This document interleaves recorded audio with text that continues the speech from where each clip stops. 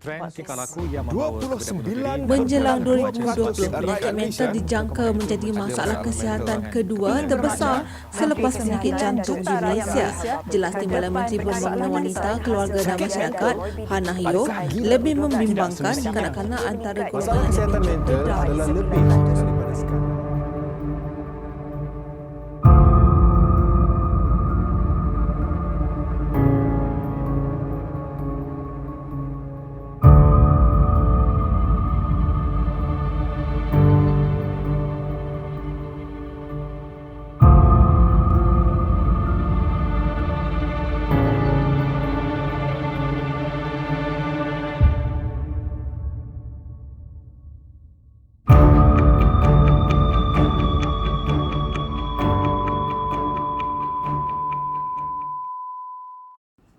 Assalamualaikum dan salam sejahtera. Nama kami ialah Surya Ibrahim. Saya adalah wakil daripada Befrienders Kuching.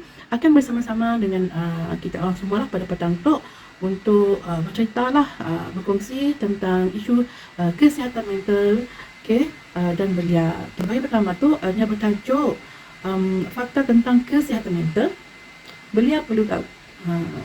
Fakta-fakta yang ada tu pentinglah bagi kita orang tahu, sebab ialah daripada kita orang ada satu komuniti yang terbesar dalam populasi kita di Malaysia tu. So berharapnya lah dengan adanya keturunan kefahaman, adanya pengetahuan tu, keturunan kita boleh keturunan menipiskan, kita menghilangkan, mengkaburkan stigma yang ada pada keturunan isu kesihatan mental. So topik yang kedua, bahagian yang kedua ialah berkenaan dilema belia dalam kesihatan mental, sumpahan stigma. So yang ketiga kita ada kuasa belia sokong kesedaran isu kesihatan mental. So saya sangat-sangat galakkanlah kepada kita orang yang menangga pada hari tu, kita ikutilah sesi keturunan perkongsian bagi bahagian 2 dan 3 lah. Dan awal saya madah di akhir siri tu kelak, di bahagian yang ketiga tu kelak, kita akan olah kuis. So kita perlu dengar perkongsian tu betul-betul. So pihak Pustaka Negeri Sarawak, Dayah Sibunya akan pilih pemenang. So kalau boleh apa yang pun catat-catatlah.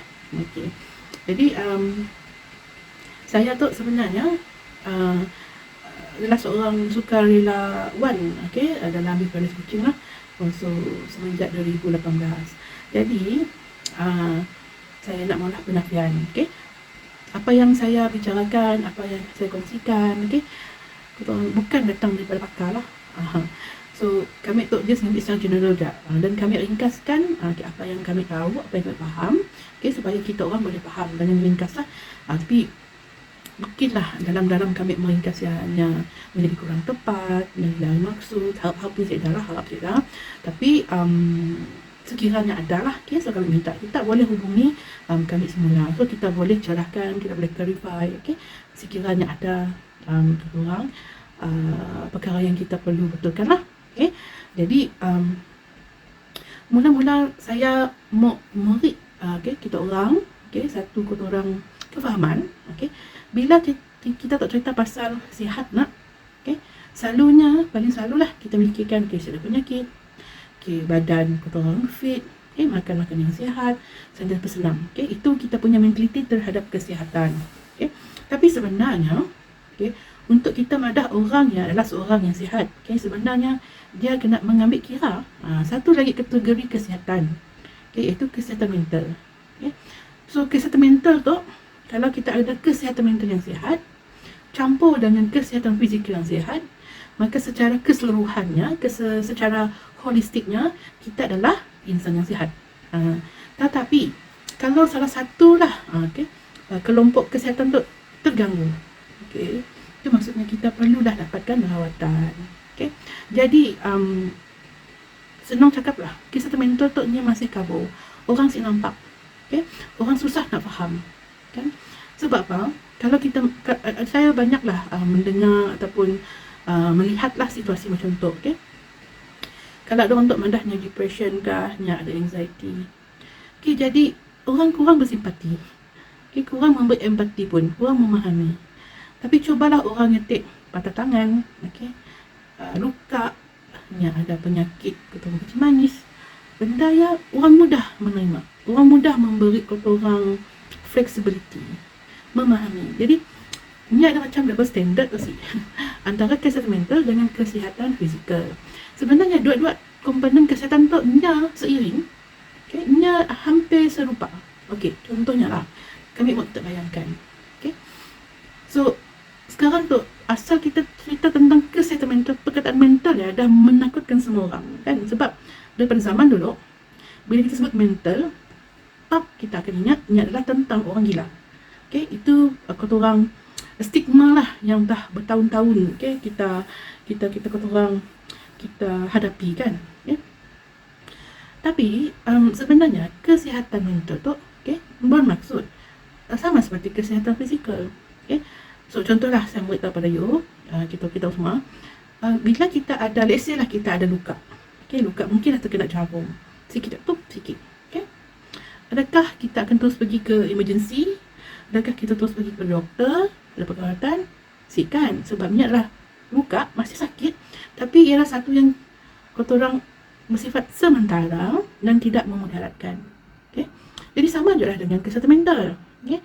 Kalaulah ada keadaan yang menyebabkan orang stres, yang menyebabkan orang berkelakuan aneh, kan, silah aneh betul lah. Contohnya macam mengamuk lah kata orang. Okay? Maksudnya pesakit mental. Mungkin pada masa ya, ia dapat mengawal emosi, kan? Ia hanya berlaku pada situasi tertentu je. Okay, bukan selamat-lamatnya, bukan sepanjang hidupnya. Dia susah nak mengawal emosi, dia dah ikut situasi.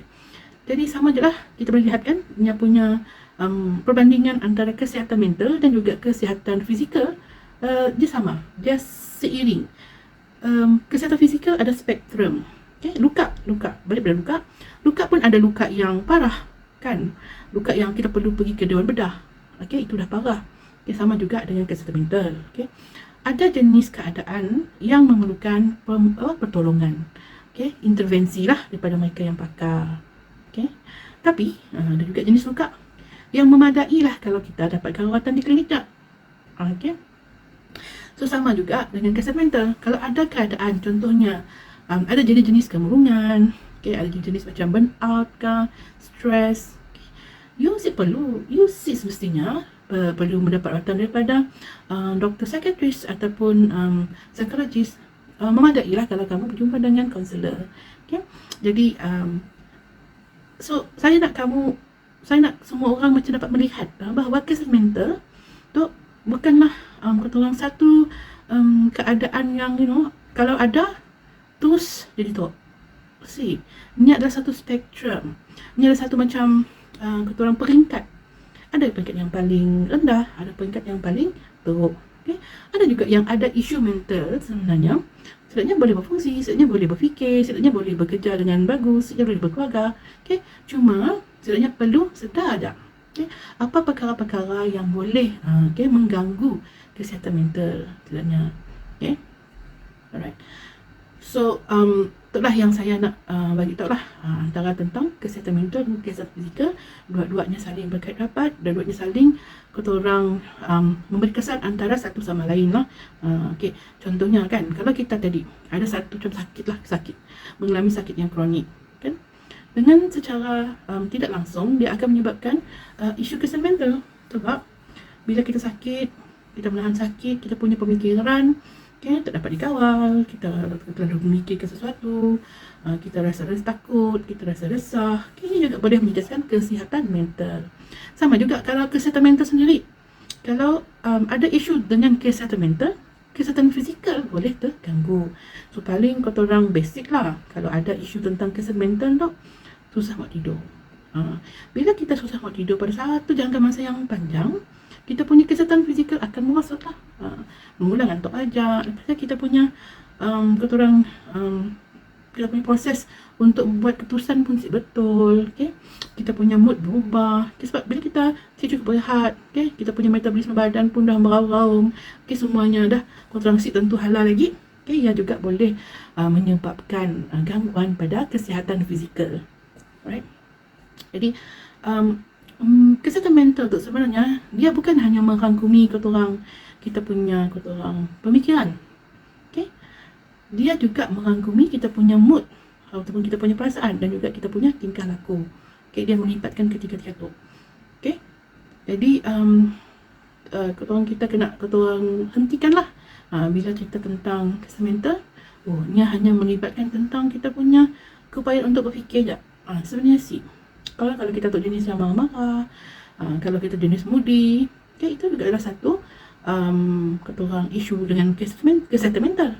Tu kadang-kadang saya rasa bila saya melihatlah komen-komen daripada netizen kan, yang kadang-kadang lah dia macam duk berprejudis kepada orang yang ada isu kesihatan mental. Bila ada timbulnya isu bunuh diri contoh. So marah-marah, emosi tu bila kita nanggap, ni punya respon, ni saya sedar dirinya pun mengalami isu kesihatan mental sesama lah. So tu yang kita kena faham. Ingatlah, kalau kita punya kesihatan mental, ni sebenarnya merangkumi kita punya pemikiran, kita punya perasaan ataupun mood dan kita punya tingkah laku. So saya nak menonjolkan lah untuk memberi tahu apa yang kita katakan sebagai kesihatan mental yang bagus lah. Pertama, ada a good self-esteem.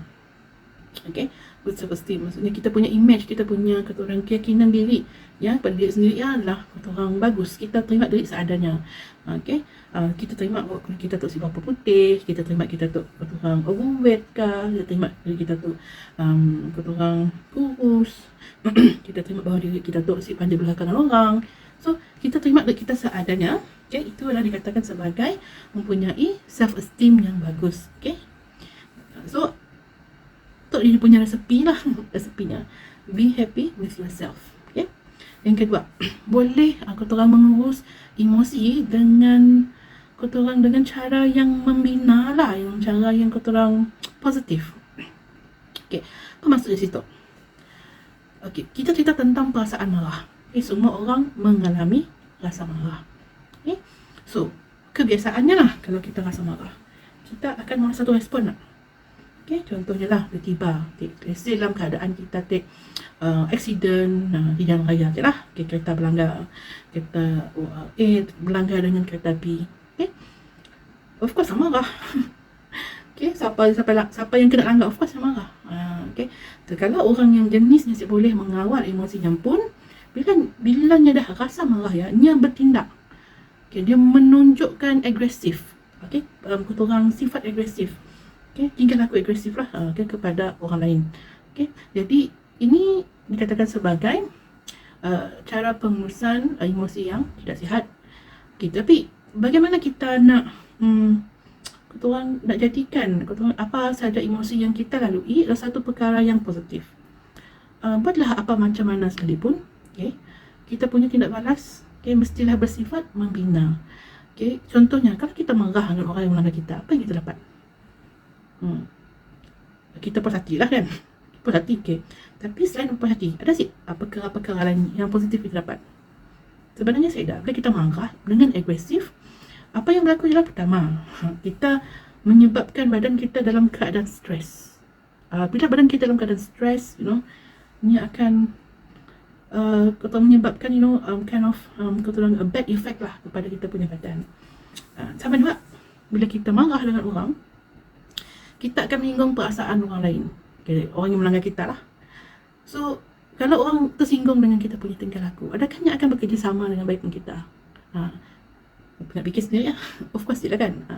Jadi sekiranya dalam keadaan lah yang kita panggil krisis, bila kita boleh menguruskan emosi, kita lalui krisis tersebut dengan tenang, kita bawa diri kita punya emosi ke keadaan yang tenang, maka kita punya pemikiran boleh berlangsung dengan rasional.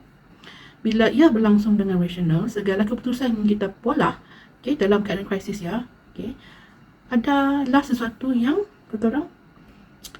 kita fikir secara mendalam, yang banyak memberi impak positif kepada kita. Berbanding kalau kita membuat satu keputusan, membuat satu tingkah laku yang berdasarkan emosi. Kalau ia berdasarkan emosi, apa yang berlaku? Okay? Kita tidak bertindak balas ataupun kita tidak bertindak dengan rasional. So apa yang berlaku, kita mungkin boleh melakukan kesilapan.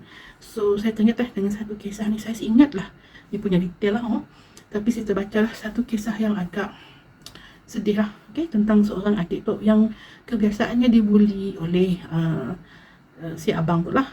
Okay? Abang suka membuli, yang suka nyakat dia tu lah kan.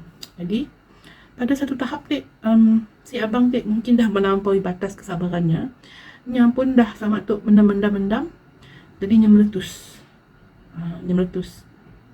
Bila meletus, amarah adik, nya bertindak dengan tidak rasional. Dia main kekuasaan. So nya terbunuh lah.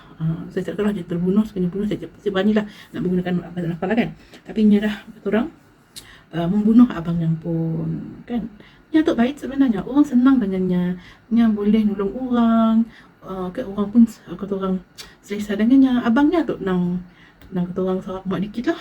Orang siap pasukan abangnya, tetapi dia terkejut semua orang dengar kan. Jadi itulah yang kita simak. Dalam keadaan kita boleh mengawal emosi sendiri, kita boleh meletus. Okay. Selain daripada tadi kita ada kata orang good self esteem, kita happy dengan diri sendiri, kita menerima diri seadanya, dan juga kita boleh mengawal kita punya menguruskan kita punya emosi secara membina. Okay, yang ketiga, kita boleh kata orang menguruskan juga kita punya tekanan. Okay, dan juga kita bersifat resilience, macam cekal lah, cekal. Maksudnya situ ialah kita tu semua ada stres. Okay. So bila stres, kita tu masing-masing akan ada cara untuk kata orang mengatasi stres. Ada orang mengatasinya dengan cara yang betul. Okay, bilanya stres, dia bersenam. Bilanya stres, dia pergi membaca, something yang positif.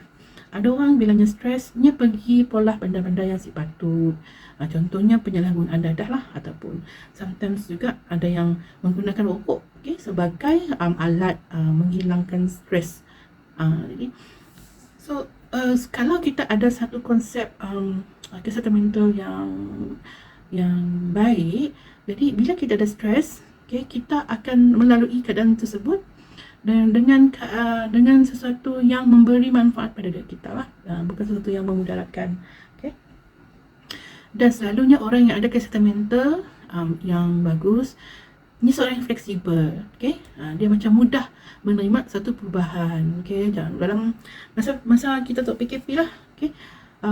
Semua benda yang kita biasa pola, dia terpaksa diubah, okay? Macam cikgu terpaksa mengajar dalam talian, okay? Dan Miak pun tidak belajar talian, ada banyak perubahan dalam kehidupan kita sehari-hari. So saya banyak juga lah melihat lah macam-macam komplain lah daripada pihak ibu bapa lah, okay, daripada pihak cikgu-cikgu lah, kita punya rakyat marhain lah, banyak kita komplain. Sebab kita dapat melihat benda tu sebagai satu perubahan yang kita perlu ikut. Contoh yang paling besar lah, masa-masa pandemik tu, masih lagi orang boleh nak adjust lah tentang social distancing, okay?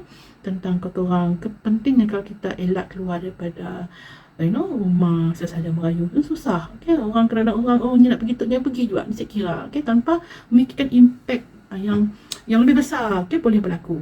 Okay, so salah satu ciri orang yang ada kesihatan mental bagus ialah dia terbuka untuk perubahan, dia fleksibel dengan apa perubahan. Okay, seterusnya kalau orangnya boleh berfikir dan berkelakuan secara rasional. Okay, so rasional tu maksudnya kata orang sesuatu yang macam wajar lah, something that you kata orang macam giving a good memberi kata orang impact yang positif lah.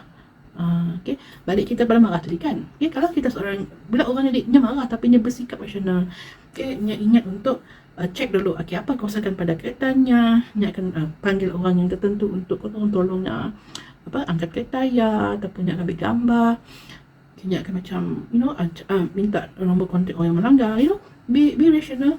Bila kita rational tu, perkara-perkara yang sepatutnya kita pola, so kita dapat pola lah. Okay, good interpersonal relationship, okay, hubungan sesama kita yang bagus lah. So tu maksudnya ialah kita tu boleh lah berada dalam masyarakat Silah korang meminggirkan diri, simuk berkawan dengan orang, berkawan pun dengan setengah-setengah orang aja. Saya dapat bergaul sama rakan orang, okay? So maksudnya boleh membina hubungan lah, okay? Ada orang tu memang saya dapat membina hubungan siapa-siapa pun, okay? Hanya seorang dua orang aja. Tapi kalau you bolehlah membina hubungan, tapi biasalah kita tu manusia, ada orang kita ngam, ada orang kita senyum, okay, cerita lah kan. Tapi as long as kita tak berupaya lah, you can make new friends, kita boleh bercakap dengan orang yang kita si kenal, just macam kita orang have a decent conversation, okay, boleh berkelakar, bagus, okay. Tu maksudnya kita ada good interpersonal relationship. Seterusnya, good parenting and happy family. Maksudnya mungkin kita sebagai anak, okay, kita dah dididik dengan bagus, ataupun kita tak sebagai ibu bapa, kita dah mendidik dengan yang bagus. So yalah, kalau kita lihat kepada macam bapa mendidik, okay, kita tahu kan cara-cara Asian mom kan, yang merotan, membantai. So macam even kita punya budaya ialah bila kita macam kan ada baby baru lahir kan, so kita budaya lah tu, saya cakap tentang budaya orang Melayu lah. Macam cik menggalakkan kita melekap dengan baby. So kalau boleh kita nak biarkan baby berdikari lah masa baby tandanya nangis, kata orang tua lah. Tapi sebenarnya lah ada sebab baby nangis, ada sebab yang menempel dengan kita, sebab masanya baby yang perlukan perlindungan. So bila kita ada ibunya lah, si ada beri tempat dia, of course dia nangis sebab dia rasa kehilangan, dia rasa takut sebenarnya, sebab dia nangis. Jadi bila dia seusia macam baby, kita dah introduce nya rasa si selamat. So lama-kelamaan dia akan membesar dan dia akan membentuk personality yang terbina daripada asasnya rasa si selamat. Okay, saya cerita lain lah. Okay, so dengan keluarga bahagia je lah, saya dapat menafikan lah. Keluarga memang satu kotoran elemen yang penting dalam orang pun punya kesihatan mental. Okay, tapi ini mana tu dia macam mana?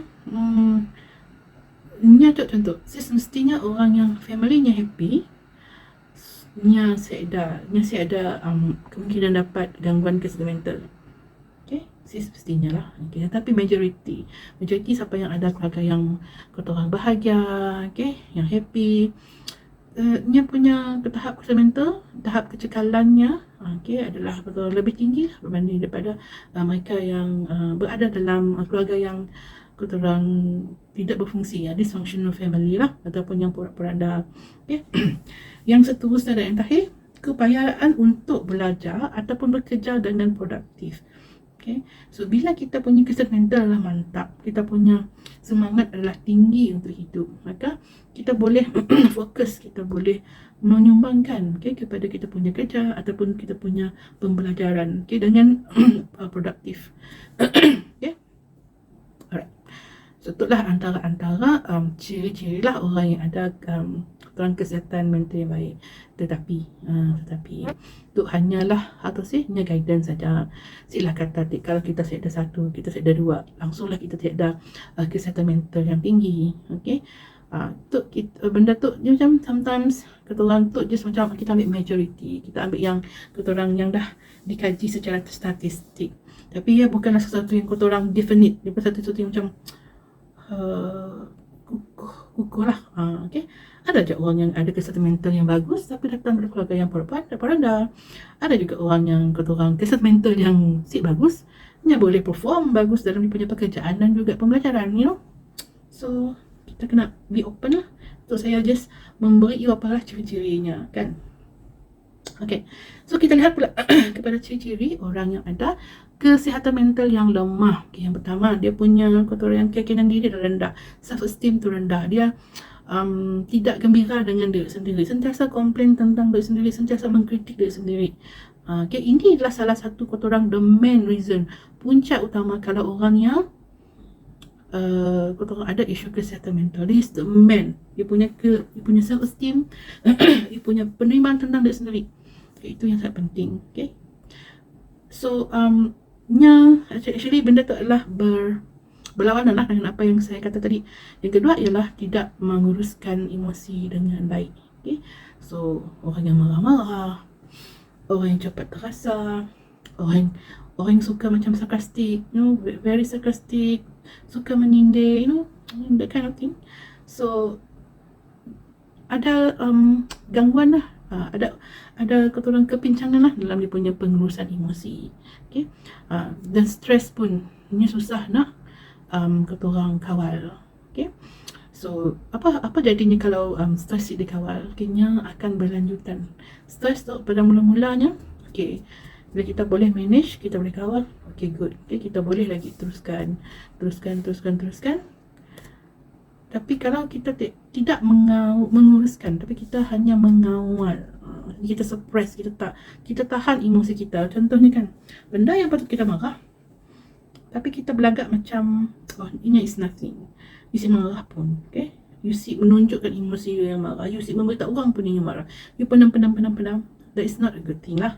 Itu bukan namanya menguruskan emosi, itu namanya memendamkan emosi. So apa-apa saja emosi yang kita rasai, baiknya macam happiness, sadness, marah, kata orang, gembira, hairan, terkejut, semua emosi yang ada tu, okay, kita mesti rasainya. Jangan pendam, jangan tolak, jangan abaikan, jangan kata orang deny tu kata orang menafikan. Jangan nafikan benda ya. Apa you rasa, itulah yang sebenarnya. Okay, jangan dengan kata, you si sepatutnya marah, you si sporting. No. Your emotion is valid, adalah sah. Okay, so saya nak menyelepat tentang emosi tu. Emosi tu ialah apabila kita berada dalam satu keadaan yang macam rasa, detik, apa kata, rangsangan. Sebenarnya ia adalah satu signal daripada badan kita. Okay, apa yang sit betul, apa yang kita perlukan dalam kita punya badan atau kita kehidupan. Okay, contohlah kalau orang yang marah kan, kenapa dia marah sebab dia punya prinsipal, dia punya marah macam dia rasa telah dicabuli, dia rasa tidak dihormati, so dia akan marah lah kan. Jadi ia adalah satu signal bahawa something that sesuatu yang kata orang yang penting bagi kamu telah diganggu, telah dicerobohi, dicabuli. So itu menunjukkan you marah. Sama juga kalau you rasa gembira. Kalau kita gembira, sebab kita jumpa sesuatu yang kita perlukan, yang kita mahukan, so kita gembira lah. So jangan sesekali menidakkan kita punya emosi. Jangan dengar kata orang boleh nangis, boleh tu, no. You mau nangis, you mau sedih, you mau marah. Tetapi ingat, emosi boleh dirasai, cuma kita bertindak balas macam ni. Tindak balas yang perlulah dilakukan dengan positif. Okay, so sama juga untuk berlawanan dengan kesihatan mental yang baik, yang bagus tadi kan. So nyesik boleh menerima perubahan, sangat rigid. Orang sik boleh kata orang bergerak daripada dia punya pemikiran. Kalau orang kata macam tu, dia mati-mati kata sik. Okay, sedangkan kebenarannya dia salah. Kata orang Sarawak banking. So orang banking susah sikit lah. Kita nak bantu lah. Kita hanya boleh bantu kalau orang itu nya sedia nak berubah, nya sedia untuk mengalami perubahan. Tapi bilanya dalam mode bankingnya macam-macam ni pun kita madah nya si mau berubah, nya siakan ubah pendayannya. So biarlah. Alright, so seterusnya orang yang tidak bertindak ataupun berfikir secara rasional. Okay, sebab itulah yang banyak berlaku lah. Bila orang kadang-kadang ada isu orang pembunuhan, okay, ada orang salah guna dadah. Okay, sebenarnya kebanyakanlah orang yang salah guna dadah dan ambil alkohol berlebihan tu kita panggil dalam terminologi yang putihnya self-medication lah. Self-medication nya nak kata orang atasi kesakitan yang ada dalam jiwanya, tapi dia tahu macam ni nak atasinya. So dia pilihlah dadah dan juga alkohol untuk kata orang memberi rasa macam kata orang dalam bahasa enam tu apa, kebas, sedap perasaan. Hati-hatilah mun merasa sedap perasaan tu, it's not a good thing lah, satu perkara yang bagus lah. Sebabnya okay, kita kena berdepan dengan apa saja emosi yang kita ada, berdepan dengan apa cabaran yang kita ada. So jangan pendam. Berpendam tu lah hanya akan jadi kata orang penyakit mental. Sekarang tu yang saya cerita tu hanya isu kesihatan mental je. Hanya ada beza. Sakit dengan isu kesihatan mentalnya ada dua perkara yang berbeza. So, kita cerita. Okay. So, sama juga berlawanan dengan kesihatan mental yang bagus tadi. Nasi boleh berkomunikasi lah, nasi boleh menjalinkan hubungan dengan orang lah. Kalau kita orang biasa-biasa Nangga, kata orang kes-kes macam jenayah kan, kita adalah most of the macam penjenayah ni susah nak menjalinkan hubungan sesama manusia lain lah. Hanya sesuatu yang boleh nak jalan, boleh nak bercakap kan. So sama jugalah tentang isu pendidikan, parenting tadi adalah lemah, okay? Dan juga datang daripada keluarga yang porak-poranda, okay? Dan akhirnya akan menyebabkan prestasi pekerjaan dan pembelajaran terjejas, okay? So apa yang saya sebut tadi ini belum lagi dikatakan sebagai penyakit mental, belum. Dia hanya kepada tahap kesihatan mental tu macam ni, okay? Baguskah? Si bagus macam kita lah kan, okay? Ada orang yang kesihatan fizikalnya bagus, okay, stamina-nya kuat, yang boleh nak tanggap 4 tingkat tanpa pertuan mengah-mengah kan. So kalau macam saya tu, kesihatan fizikal kumpul-kumpul lah, sebab bagus lah, tapi belum menyebabkan mengatakan saya berpenyakit, belum lagi. Okay, just saya punya overall kesihatannya, okay, not in kata dalam optima, okay. So kita faham okay. Jadi bagaimana kita orang tu boleh kita orang pastikan atau boleh menjaga kita punya kesihatan mental. So ni ada banyak sebenarnya. Kesihatan mental tu sebenarnya ada sangat banyak dia punya macam punca, yang punya kata orang sumbernya. So saya dapat tak buat sesuatu yang macam spesifik, tapi saya buat satu yang general je lah. Tapi kita boleh menjaga kita punya kesihatan mental daripada 3 aspek. Yang pertama, secara biologi lah, kita lihat kepada kesihatan fizikal, okay? Kita pastikanlah kesihatan fizikal kita dalam keadaan yang bagus. So, kita orang makan dengan bagus, bersenam kan. Saya minta maaf lah, masa macam hipokrit bercerita pasal tu kan. Okay, saya sendiri pun jaga, tapi itulah dia punya kata orang fakta lah kan. So, diet yang kata orang balance, diet tu saya rasa sangat-sangat penting lah. Saya sendiri pun sekarang tu tengah kata orang cobalah mengamalkan diet yang bagus, ambil banyak macam sayuran, banyak tu buah-buahan, elakkan makan benda yang fast food kan. Sebenarnya tu sangat betul lah, whatever you eat memang akan kata orang help us a lot lah dari segi kesihatan, okay. So balance diet sangat-sangat penting lah, okay. Dan elakkan daripada merokok, alkohol dan dadah. So saya nak beritahu lah, terutamanya dadah, okay. Dadah zaman-zaman dulu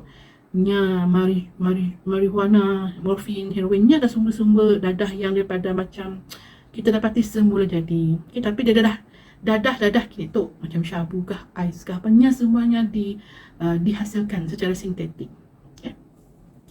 Ramai orang saya tahu macam tu lah. Minta maaf kalaulah kita ada ahli keluarga yang ada kecenderungan adalah mengambil dadah, minta lah kita pergi cepat-cepat hantarnya ke pusat pemulihan, jangan tangguh-tangguh lagi, sebab lebih lamanya terdedah dengan dadah sintetiknya dah merosakkannya punya otak.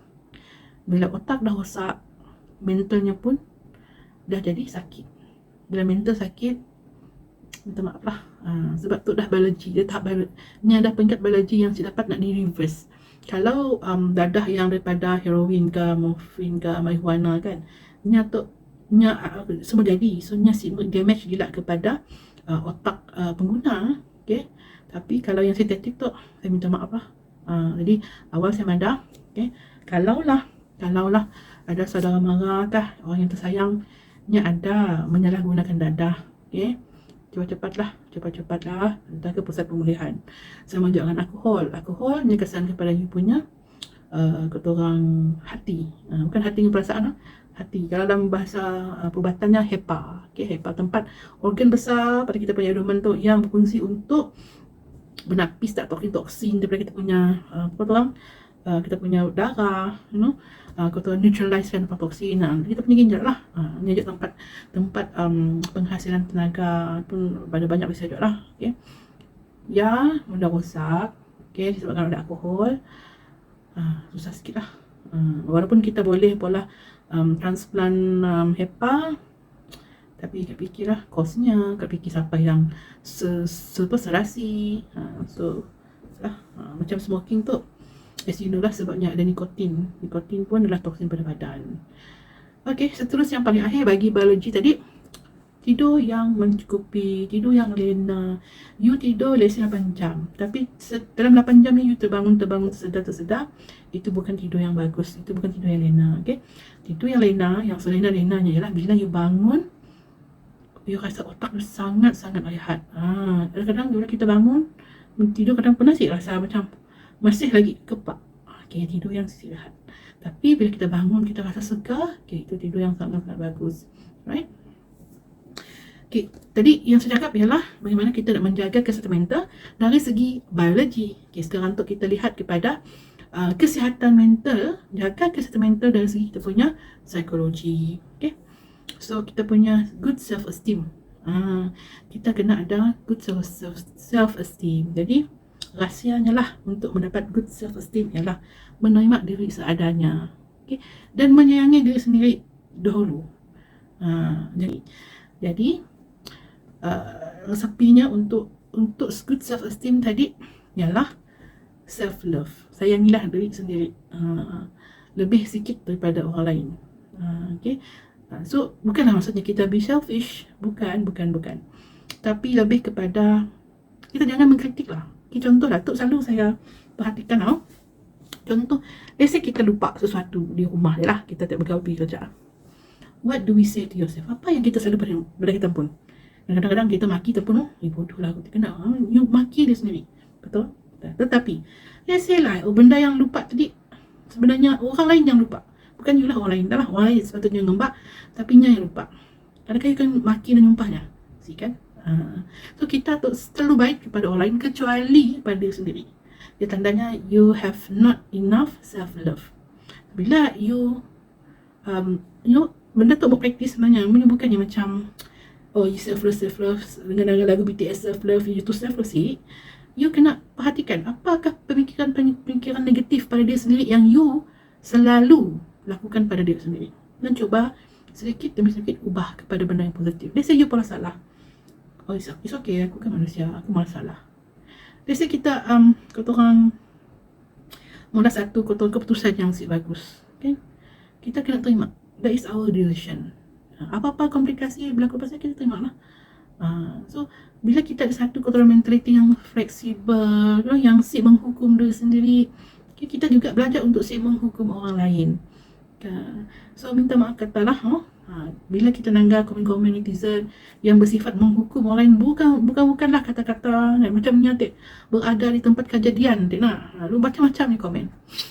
Kadang-kadang sebenarnya, okay, nya dengan diri yang pun sama juga. Maksudnya bila nya mengkritik orang, sudah tentu dengan dia sendiri pun nya akan kritik lebih tu lagi. Nya satu ketidakpuasan hati sebenarnya, tapi nya projek pada orang, tapi nya macam lemparkan pada orang. Sebenarnya dalam diri sendiri nya yang si puas hati. Okey, balik kepada kita punya ni. Satu lagi ialah EQ, emotional quotient, kebijaksanaan emosi. Okay, so untuk kita jaga kita punya kesihatan mental dari segi psikologi, kita perlu ada kata orang kebijaksanaan emosi. Okay, so sebab ialah sangat penting untuk ada kebijaksanaan emosi tu, dia mesti ada datang daripada kita punya awareness, kesedaran tentang kita punya emosi paling utama, dan kita kena ada kesedaran tentang emosi orang lain. So bila kita ada kesedaran kepada kedua-dua pihak tadi, ya boleh katakan you ada kata orang kebijaksanaan emosi. Contohnya lah, kita berada dalam satu kelompok kawan kan, dalam kelompok kawan yang adalah berguru-guru kan. Biasalah kadang-kadang bila orang dah, kita dah membahan, kita dah kena orang seorang yang nak, kita pun mau join sekali, banyak lucu kan. Tetapi bila you seorang yang bijak emosi, okay, you perhatikan kawan you tak semesti selesa.